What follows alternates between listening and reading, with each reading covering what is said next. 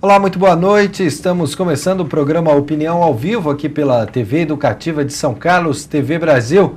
O assunto de hoje, um assunto polêmico. Vamos falar de bullying.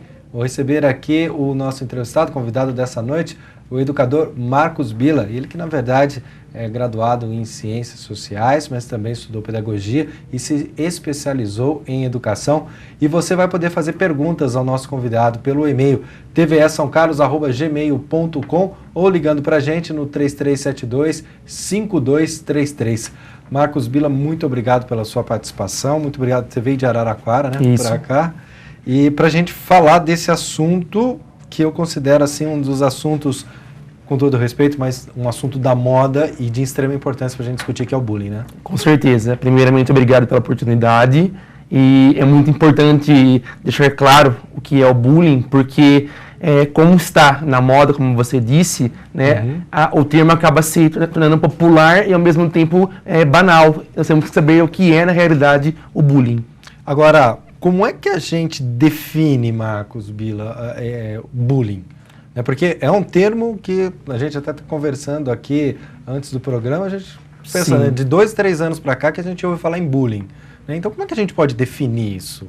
O termo, na verdade, o estudo sobre o bullying começou nos anos 70 na Europa, nos anos 80 nos Estados Unidos. E no Brasil, ele ganhou espaço há 2 anos atrás, primeiramente de modo positivo, através de uma escritora, a Ana Beatriz Barbosa Silva. Ela publicou um livro chamado Mentes Perigosas na Escola, Bullying. E no ano passado nós tivemos o triste episódio de Realengo. Então, de maneira positiva e negativa, o termo ele chegou na casa dos brasileiros. Bullying é quando um aluno decide causar dor, maldade a um outro aluno ou grupo de alunos. O bullying ele é caracterizado de 3 maneiras.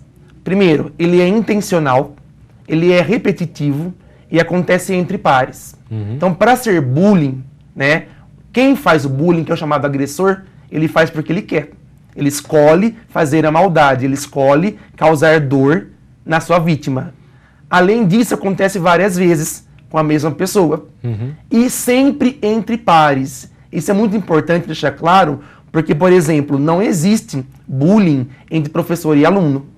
O professor ele pode ser infeliz em uma brincadeira, uma colocação, mas para ser bullying é necessário ser entre pares. Aluno da mesma idade, da mesma série.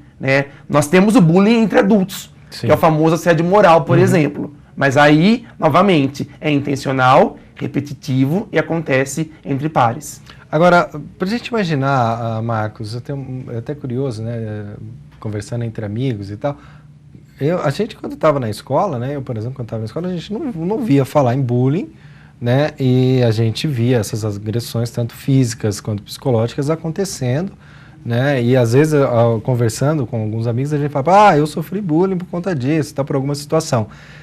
Por que teve essa importância maior? O que acarretou que os educadores passaram a olhar para o bullying de uma maneira mais cuidadosa, mais atenciosa, não só educadores, mas psicólogos, psiquiatras, enfim. O que mudou de 15, de 20 anos para cá na escola para ter essa atenção especial para o bullying? São 2 coisas, Primeiramente, nós tivemos uma mudança no panorama mundial, onde o individualismo e o egoísmo ele cresceu bastante. Então, ao contrário da nossa geração, onde os valores humanos eles eram fortes, principalmente a amizade, companheirismo, então a própria sala de aula, quando tinha um aluno que sofria o bullying, os próprios amigos eles iam contra o agressor, porque na verdade havia um sentimento de união. Nos dias de hoje, devido ao panorama dos dias de hoje, tecnologia, pais que trabalham, nós temos alunos que são muito individualistas. Então, se é o outro que sofre, por que eu vou me preocupar com o outro? Eu quero eu ficar bem, mas o outro não. Esse é um lado.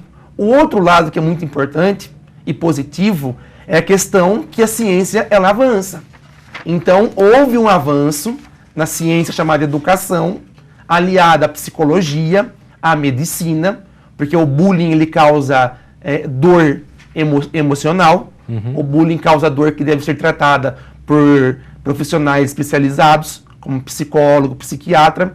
Então, devido à mudança de panorama e ao avanço da ciência, né, no caso da educação aliada a outras ciências, houve então o surgimento da preocupação em relação ao bullying. Só para não perder o gancho aqui, nesse caso, quem deveria ser tratado? O agressor ou o agredido? Os dois. Os dois. Por que os dois? Porque assim, a vítima, né, o agredido, ele tem que ter a sua autoestima recuperada, para que ele consiga se recolocar no espaço dele. Do outro lado, o agressor também tem que ser tratado para que ele enxergue as consequências de suas ações. Nos livros sobre o bullying, tem sempre uma frase muito comum: todo agressor guarda uma dor.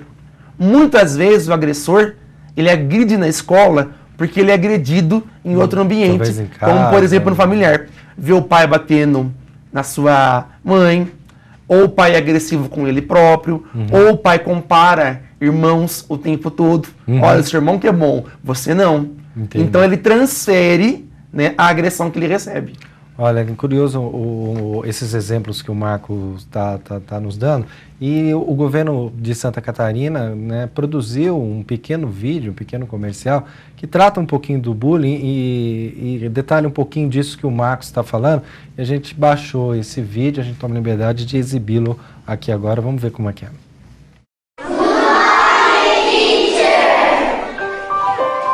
Happy Friends Love Bullying.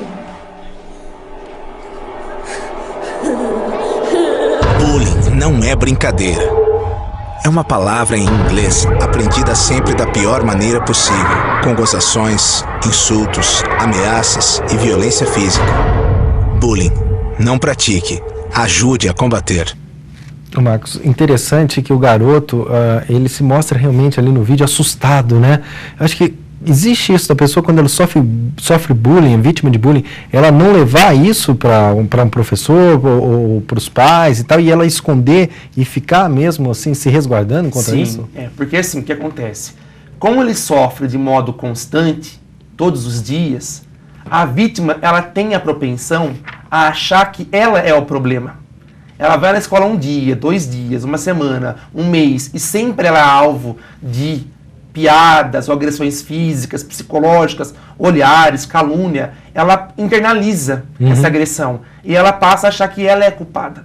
Com medo da rejeição, ela procura isolamento. É muito comum você perceber em escola quem sofre bullying com algumas características. Então, por exemplo, no pátio, que é muito visível, na hora do intervalo, a criança está isolada. Ou ela pede para ficar na biblioteca.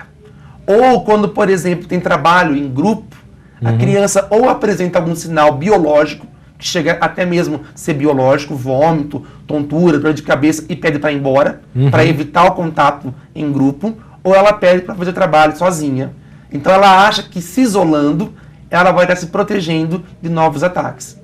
Nós estamos falando sobre bullying aqui no programa Opinião de hoje. Você pode mandar a sua pergunta para o tvesaocarlos@gmail.com ou também pelo telefone 3372-5233.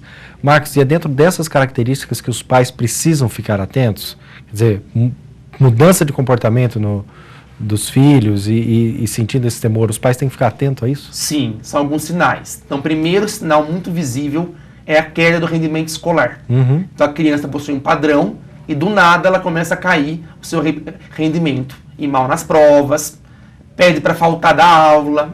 Geralmente no domingo ela fica agoniada, porque ela sabe que ela vai ter que enfrentar uma semana inteira de sofrimento. Ela se isola, mesmo na família, ela evita ter contatos sociais.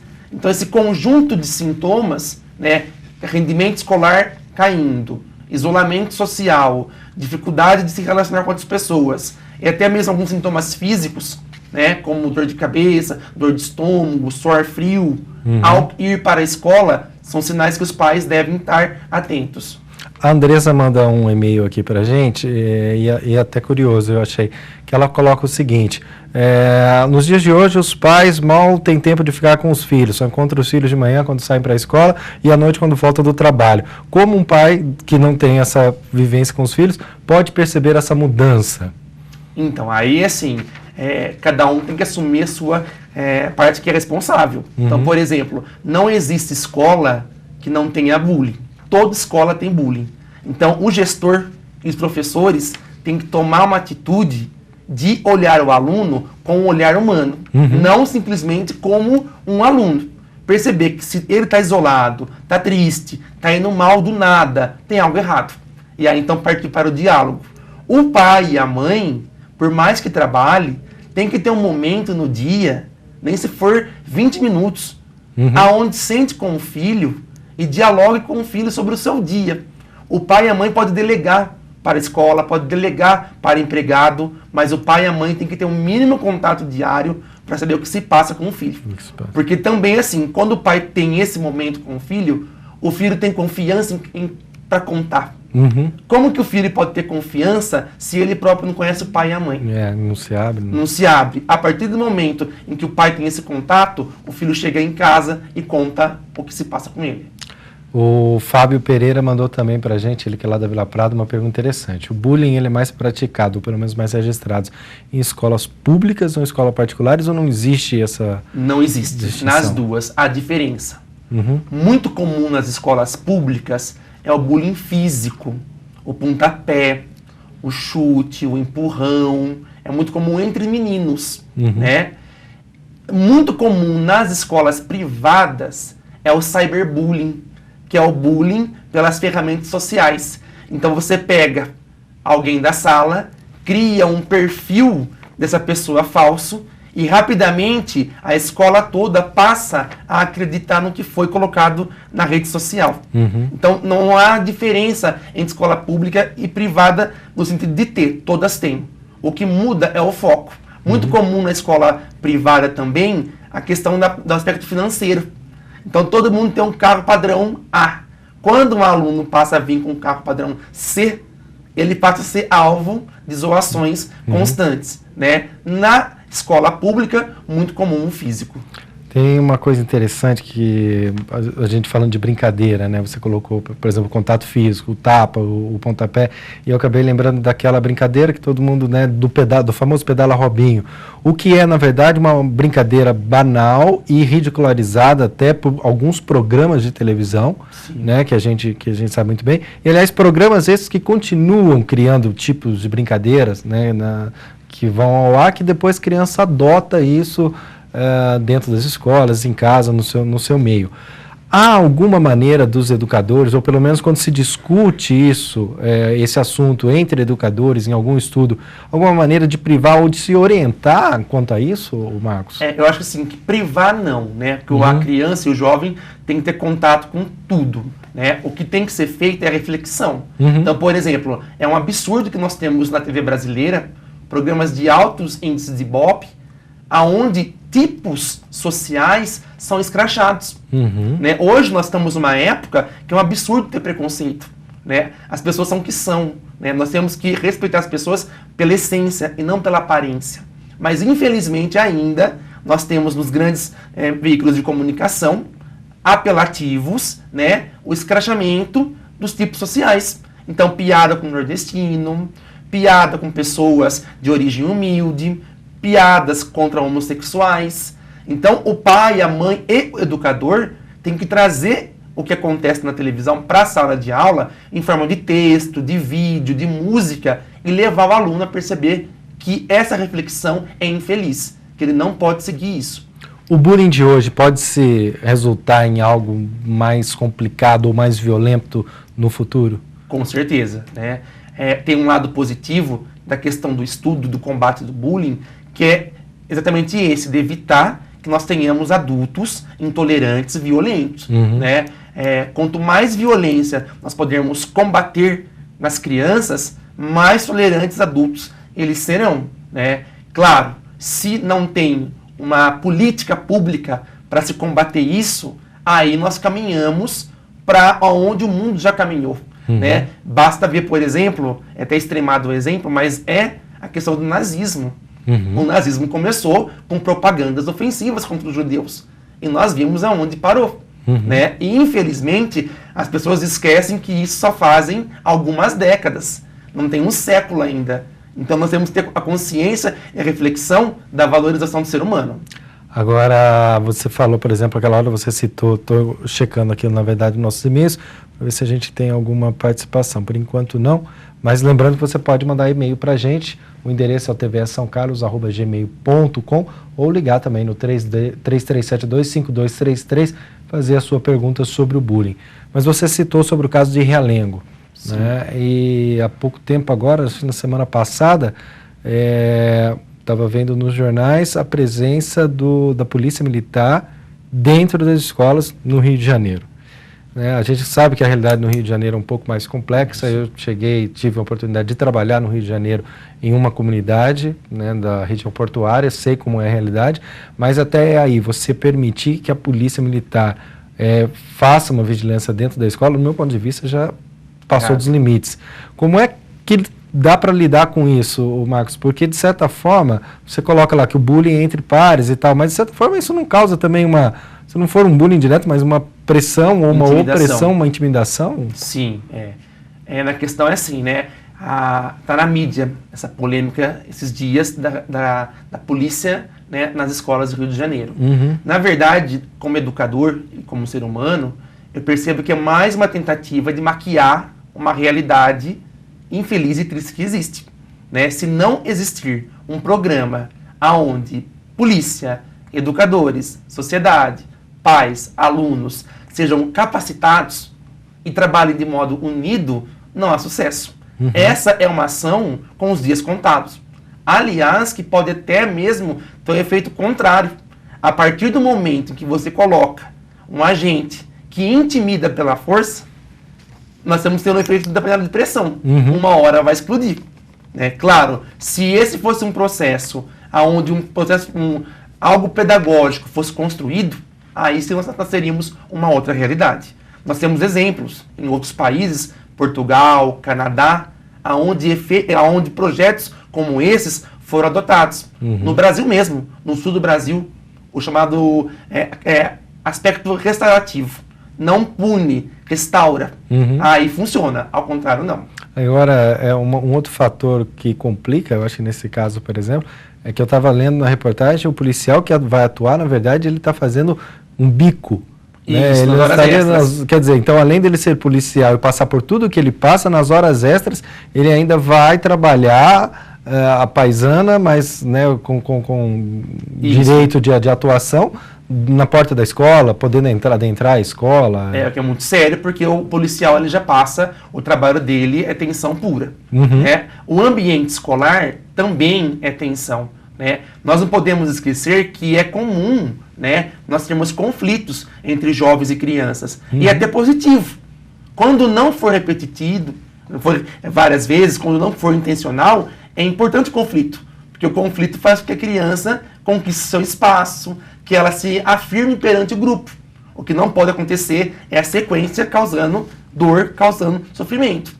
Quando você leva o policial, sai do trabalho, que é um trabalho tenso, ainda mais no caso do Rio de Janeiro, e ele vai para a escola, qual que é a situação perigosa? Qualquer conflito na escola ocasionar nele uma explosão fora da proporção do ambiente escolar. Nós estamos falando sobre bullying hoje com o educador Marcos Bila. Se você tiver alguma pergunta, pode mandar para a gente. Marcos Liba, perdão. O e-mail é o tvssaocarlos@gmail.com e o telefone 3372-5233. Eu estou com o computador aberto aqui e falando de computador, você citou o cyberbullying. Isso. Além de criar um perfil, como você citou, né, existe também uma questão de você, no caso, por exemplo, das agressões físicas, serem filmadas e serem compartilhadas nas redes sociais e isso ganhar uma projeção gigantesca. Né? E também não dá para proibir, né, alguém de filmar e de colocar. Como lidar com isso, Marcos? Principalmente na escola e em casa. É assim, o cyberbullying, ele é terrível na medida que ele potencializa o bullying real. Uhum. Então, por exemplo, o bullying na sala de aula, nós temos uma vítima, um agressor e o resto dos alunos, os espectadores, que é quem assiste. A partir do momento em que você posta na internet, o que acontece? A escola toda fica sabendo. E se acha no direito de perseguir. Quando a vítima chega na escola, ela não é mais alvo de um grupinho de uma sala de aula, mas sim da escola toda. Aí o caminho qual que é? A conscientização. O aluno tem que perceber e tem que aprender a usar as ferramentas sociais de modo positivo. Ele tem que se colocar no lugar do outro. Só se colocando no lugar da vítima é que ele vai perceber o tamanho do estrago que isso pode acontecer. A Natália faz uma pergunta nesse sentido, na posição dos pais. Como é que os pais podem agir para proteger os filhos do cyberbullying? Os pais devem ter um diálogo franco e aberto com os filhos, né, onde os pais têm acesso às ferramentas sociais dos filhos.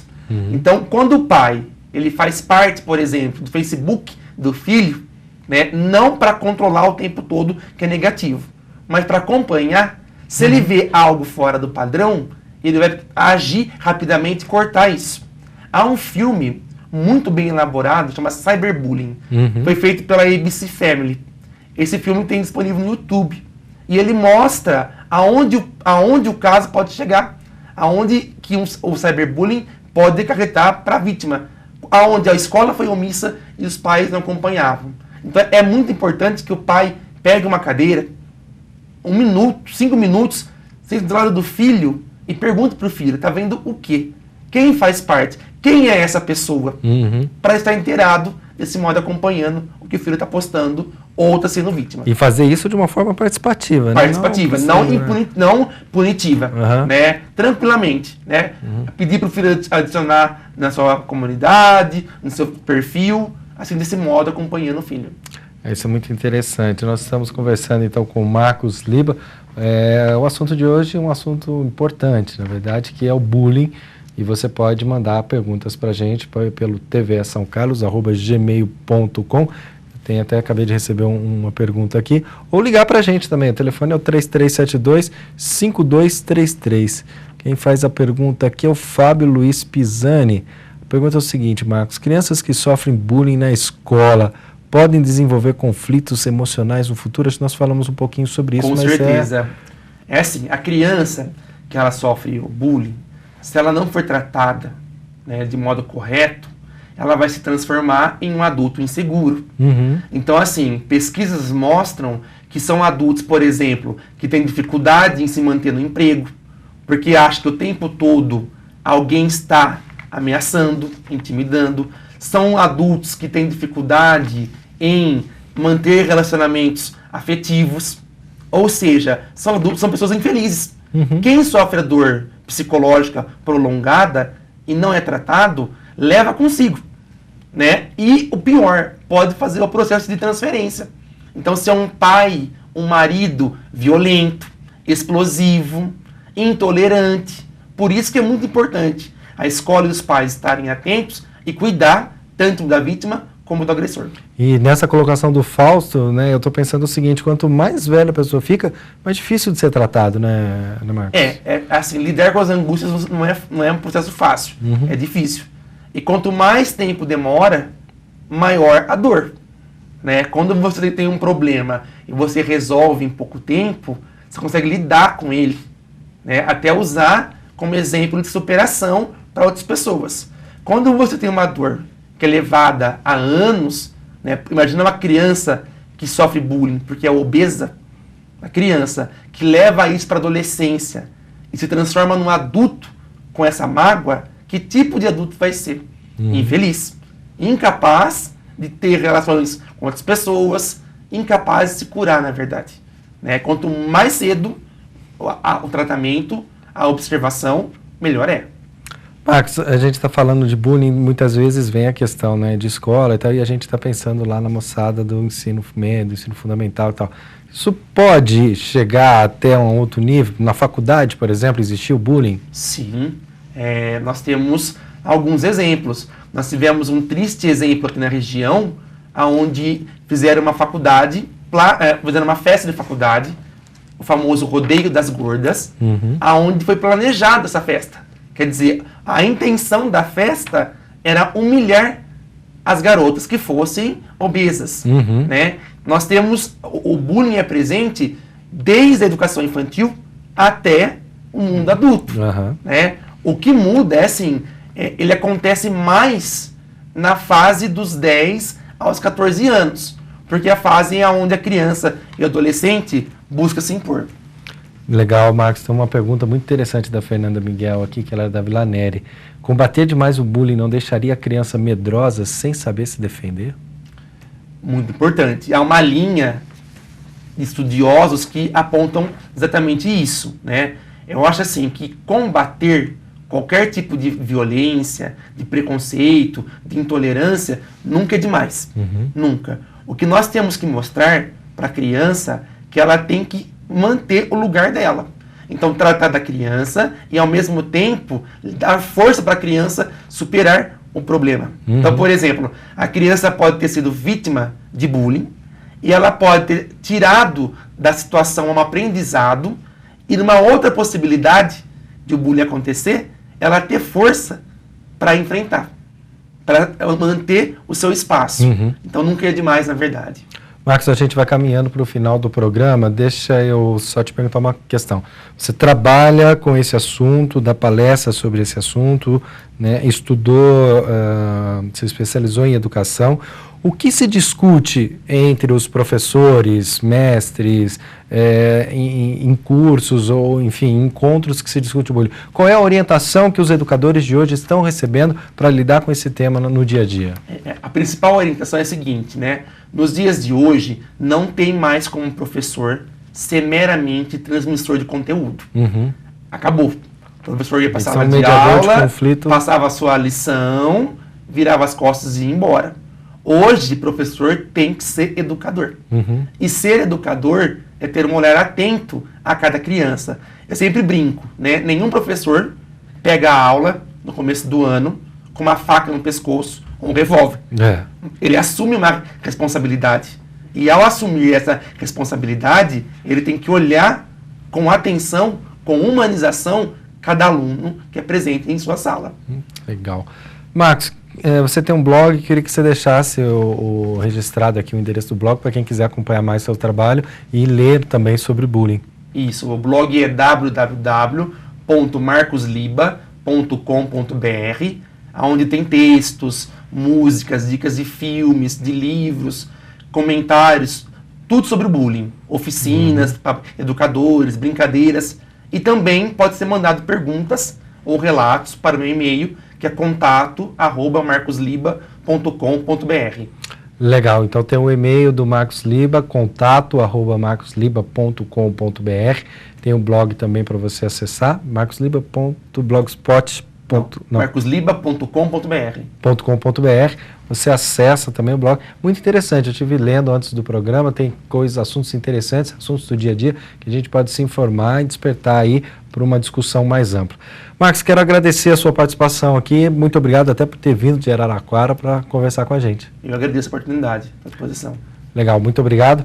A você que nos acompanhou também, uma ótima noite. Lembrando que daqui a pouquinho tem Almanac Notícia, na sequência tem o Giro Cultural e você segue com a programação da TV Educativa, TV Brasil. Uma ótima noite para você e a gente se vê daqui a pouquinho no Almanac Notícia.